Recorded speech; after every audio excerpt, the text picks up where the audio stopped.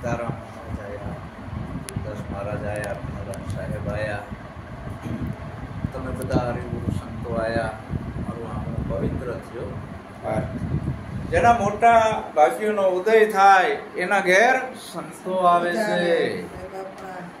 જેના મોટા ભાગ્યનો ઉદય થાય છે એના ઘેર હરિગુરુ સંત આવે છે.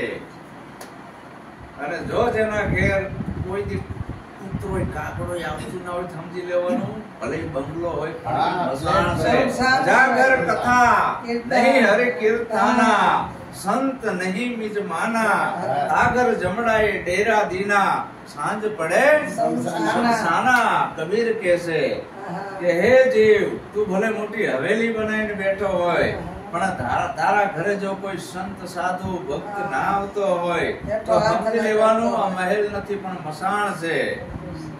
સમજાય છે ને?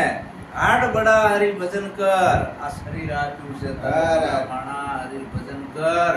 દ્રવ્ય બડા કછુ દે, આ તારું પતિ ટુકડે में से टुकड़ा देना. દ્રવ્ય બડા કછુ દે, અકલ બડી ઉપકાર કર. પરમાત્મા એ બુદ્ધિ આપી હોય તો સદુપયોગ કર. દાન તું ના દે તો કઈ ની આગળ જીતવાનું પૂરું છે, ઈ તો કર. આ તો એમાંય આડો થયો. અરે બાપા, હા, દ્રવ્ય બડા કછુ દે. આ જીવન તારું સફળ બની જાય આટલું કરી. ઝાડ બડા હરિ ભજન કર, દ્રવ્ય બડા કછુ દે, અકલ બડી ઉપકાર કર. આટલામાં તારું જીવન સફળ બની જશે. આ મોંઘો મનુષ્ય દેહ બન્યો છે પરમાર્થ માટે, સ્વાર્થ માટે નહીં. દરેક મનુષ્ય સિવાયની જેટલી યોનિ છે એના સ્વાર્થ માટે કઈ કરતી. ગાય પોતે એનું દૂધ પીવે છે, બીજાને આપે છે. બકરી, ભેંસ મરી ગયા પછી એનું મટન કામમાં આવે, હાડકા કામમાં આવે છે. એનું કઈ ઉપયોગ કરતો નથી. આ માણા એક જ એવો ડેન્જર છે. ભગવાન આવ્યો હોય, ભગવાન ને છેતરી લે, ગુરુ ના તો વાળ જ ના રહેવા દે. હા બાપુ કરો પ્રોગ્રામ, છેલ્લે બાપુ માથે વાળાય ના રહ્યા હોય. હા, હું બેઠો છું ને, એક ઝાડનું જ્ઞાન આપે છે. તો ભલા માણા તારા કરતા ઓલા ઝાડવા હારા, ગાય ભેંસ બકરી કૂતરું હારું.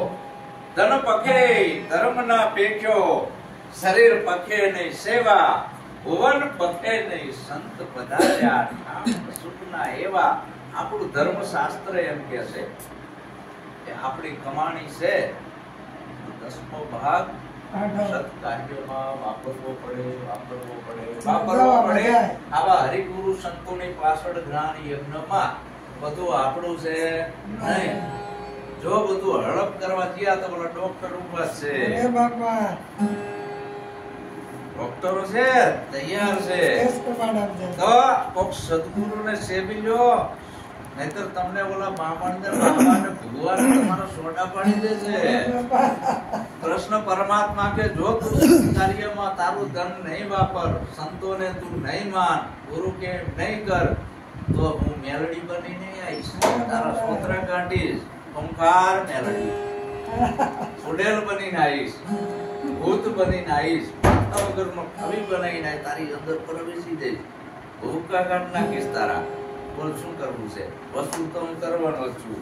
અને કે છેવટનો ડોક્ટર બનીને આવીશ, તો સમજીને આ કરવું સારું? કયું સારું? સંત કે કરવું સારું? સંત કેમ કરો, ના કે હેરાન થઈ જશો. આવો સંતોનો, હરિગુરુ સંતોનો આ જ્ઞાન યજ્ઞ છે. આપણા જે સંતો છે, એક જગ્યાએ એક રાજા મરવા પડ્યો. એને કીધું કે હે પ્રધાનજી, અને સંતના દર્શન કરાવો તો આ મારો જીવ સદગતિએ જાય. ડચકા ખાઈ રહ્યો છે, મારી છેલ્લી અંતિમ ઈચ્છા પૂરી કરો. પ્રધાનજી જીયા ગામમાં, કોઈ સંત ના મળે.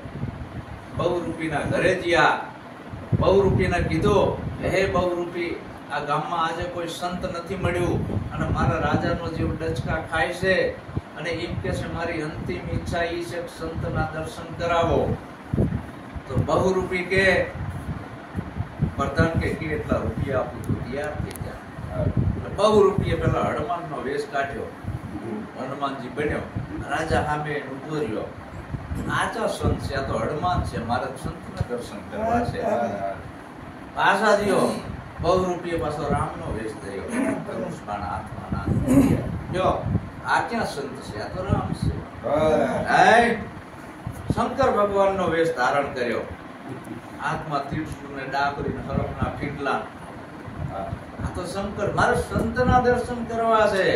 પછી ઓલો બહુ રૂપિયા જોગીનો વેશ ધારણ કર્યો, આ માળાના બેરખાન દાઢા ને લાલ પાઘડિયું આ ને તે આમ જો અલગ.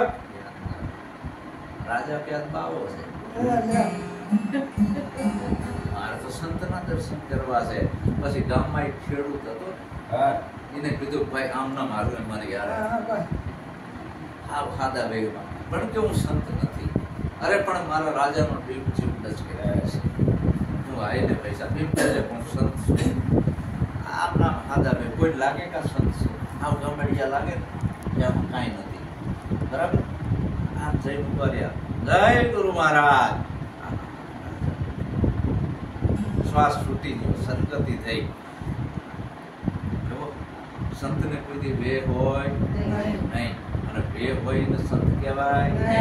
હવે આપણે બધા ભૂલા પડ્યા છીએ એમાં અને આડંબરમાં. સમજાય છે હું કવિ? એટલે આપણા સદગુરુ આપણાને એવી જાણકારી આપે છે જીવન જીવવાની.